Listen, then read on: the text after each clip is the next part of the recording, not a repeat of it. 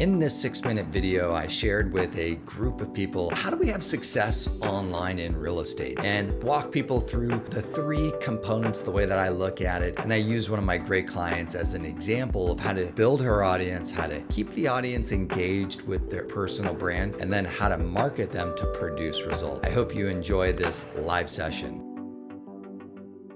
We need to do a better job of understanding the 3 components to online marketing. Number 1 is building an audience. If I was coaching all of you right now, I would say, tell me what platforms you're already successful in. What's your current follower, subscriber frequency? How would we kind of come up with metrics? What is our goal for improvement? Then what's the next move? Then go find all the other platforms that I can be taking that content and moving it to. In essence, then growing the audience. That's mission critical. So 1 is get really good at growing the followers per platform. And then number 2 is then to expand that strategy to the other platforms so we can grow and expand our audiences. Do you think we have to focus on one platform first? You don't have to focus on one platform first, but you need to establish a quality relationship with the success pattern. We want to build a successful relationship first, then take that successful relationship and content and move it to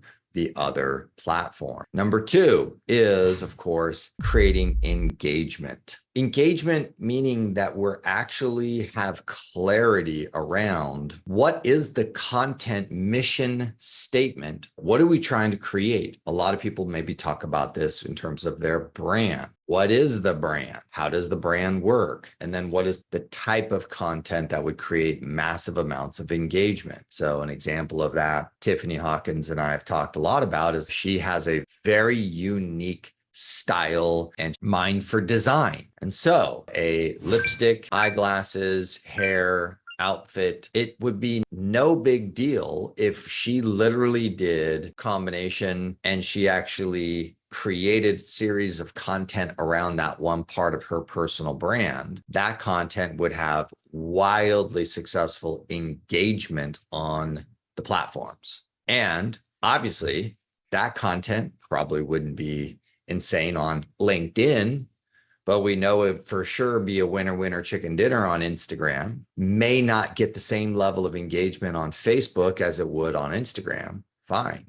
Right, on Instagram, that content could probably grow to 20,000 followers just on that one topic. What is the type of content that gets the most engagement? And then how are we continuously iterating off of the variety of that if we want to keep the audience engaged? So there's content types, there's content formats, and then there's content pillars, right, that make this thing called engagement. Real quick, one of the big questions that I get all the time as a business coach is, what do we do about the virtual assistant world and hiring virtual assistants?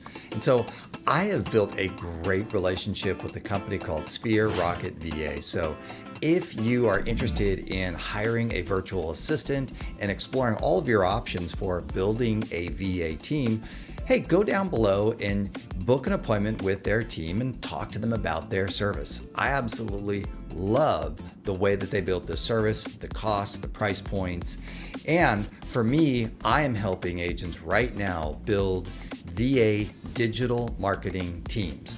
So if you're interested in also learning a little bit more about building a digital marketing team, leveraging virtual assistants, I'd love to chat with you about that.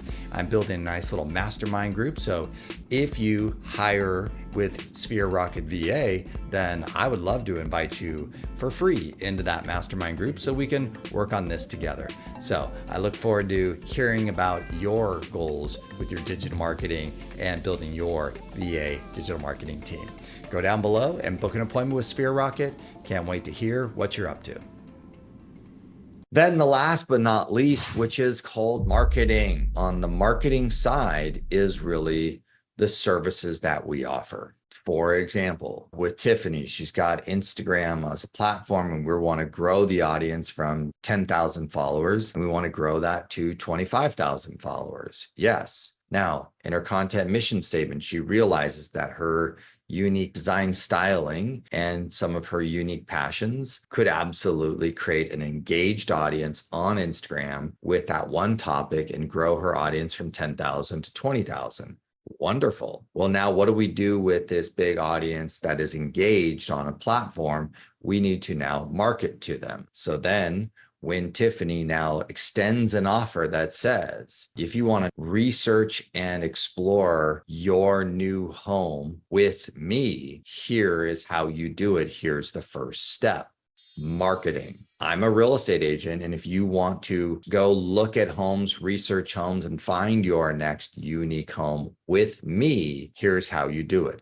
Marketing. So the reason why we want to grow and expand our audiences, not only grow them on one platform, but grow them on all platforms. And then we want to keep them engaged with you on topic, your unique content silos, on topic, who you are, what your public topics are, so that when we extend an offer over here in marketing, would you like me to do an assessment of what's going on with the value of your property? And I'll give you my unique perspective on that and share with you an updated number, and you can follow the value of your home with me instead of doing this online, extending the offer to the big audiences that are engaged with the brand. Then they take you up on the offer. And lo and behold, you're now working with someone who you enjoy and that you like. The problem that I see is we basically just talk about social media and being really consistent. That's the internet, bro. That's right. Listen to him. That's social media. Right. And it's like, what are you talking about? How are we creating a better relationship to grow and expand an audience on a platform based upon our content mission statement and our brand identity and content that actually works, that already creates engagement? So Rebecca was saying to me the other day, we're posting every single day, but it doesn't seem like the numbers are getting better. Increasing frequency in today's 2024 doesn't mean really anything. The content has to be interesting to an audience segment, to the brand identity. Questions, concerns, comments about anything that I just said right there?